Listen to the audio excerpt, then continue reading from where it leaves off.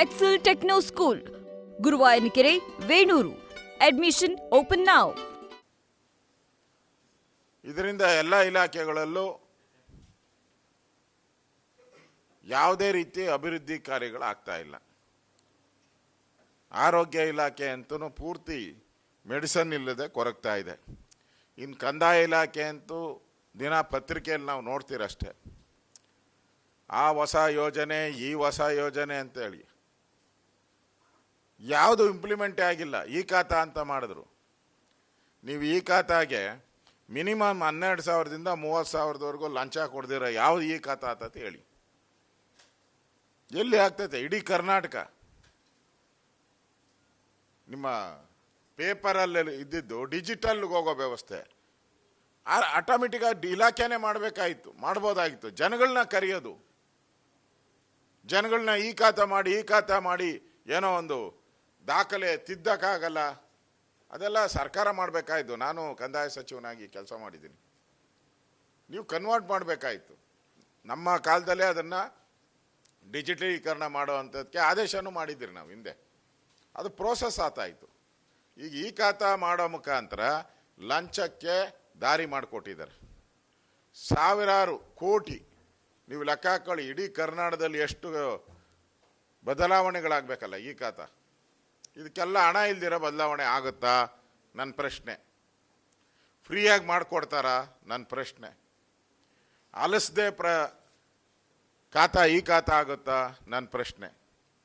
ಇವ್ಯಾವುದು ಆಗಲ್ಲ ಅಂದರೆ ನೀವು ಯಾರ ಪುರುಷಾರ್ಥಕ್ಕೋಸ್ಕರ ಇದನ್ನು ಮಾಡಿದಿರ?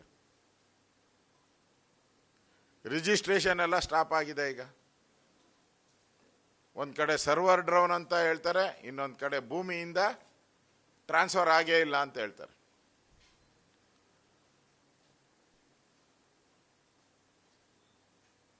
ಅಂದರೆ ಎಂಟೈರ್ ರೆವಿನ್ಯೂ ಇಲಾಖೆಯಲ್ಲಿ ಇವತ್ತು ಏನು ಸರ್ಕಾರದ ಆದಾಯ ಫಿಕ್ಸ್ ಮಾಡಿದರು, ವರ್ಷಕ್ಕೆ ಇಷ್ಟು ಆದಾಯ ಬರಬೇಕು ಅಂತ, ಮೋರ್ ದೆನ್ 20% ಆದಾಯ ಕಡಿತ ಆಗಿದೆ ಪಕ್ಕ. ಈಗ ಬಡ್ಜೆಟಲ್ಲಿ ಮೊನ್ನೆ ಮಾಡ್ತಾ ಇದ್ದಾರೆ. ಈಗ ಕಳೆದ ವರ್ಷದಲ್ಲಿ 20% ಆದಾಯ ಏನು ಎಸ್ಟಿಮೇಟ್ ಮಾಡಿದ್ರು ಅದು ಕಡಿಮೆ ಆಗ್ತಾ ಇದೆ. ಟ್ರಾನ್ಸ್ಪೋರ್ಟಲ್ಲಿ ಕಡಿಮೆ ಆಗ್ತಾ ಇದೆ, ಸೇಲ್ ಟ್ಯಾಕ್ಸಲ್ಲಿ ಕಡಿಮೆ ಆಗ್ತಾ ಇದೆ.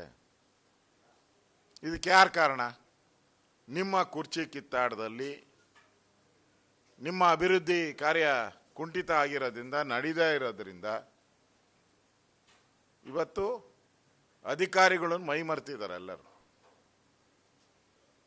ಅಧಿಕಾರಿಗಳು ಯಾರು ಕೆಲಸ ಮಾಡ್ತಾ ಇಲ್ಲ. ಯಾಕಂದ್ರೆ ಕೆಲಸ ಮಾಡಿದರೆ ನಿಮ್ಮ ಟಾರ್ಗೆಟ್ ಏನಿತ್ತು ಅದನ್ನು ರೀಚ್ ಆಗಬೇಕಾಯಿತು. ಎಣ್ಣೆದೊಂದು ಬಿಟ್ಟರೆ ಇನ್ನೆಲ್ಲ ಕೋತಾನೆ. ಅದೂ ಪರ್ಸೆಂಟೇಜ್ ಕಡಿಮೆ ಇದೆ. ನೋಡೋಣ ಮಾರ್ಚ್ 31 ಒಳಗಡೆ ಅದನ್ನು ರೀಚ್ ಮಾಡ್ತಾರಾ ಅಂತ ನೋಡ್ತಾ ಇದ್ದೀರಿ. ಅದು ಇನ್ನೂ 8,000 ಕೋಟಿ ಏನೋ ರೀಚ್ ಮಾಡಬೇಕಾದ್ರೆ ಬರಬೇಕದು. ಅದಂತೂ ಅಬಕಾರಿ ಇಲಾಖೆ ಅಂತೂ ಭ್ರಷ್ಟಾಚಾರದ ನಂಬರ್ 1. ಇವತ್ತು ಕೇಳಿದೆ ಮಂಡ್ಯದಲ್ಲಿ ಒಂದು CL7 ಅನ್ನಪ್ಪ, CL7ಗೆ 1 ಕೋಟಿ ಕೇಳ್ತಾವ್ರೆ. ಇನ್ನು ಬೆಂಗಳೂರಲ್ಲಂತೂ 2.5-3 ಕೋಟಿ ಇಲ್ಲ ಅಂದರೆ CL7 ಸಿಗೋದೇ ಇಲ್ಲ.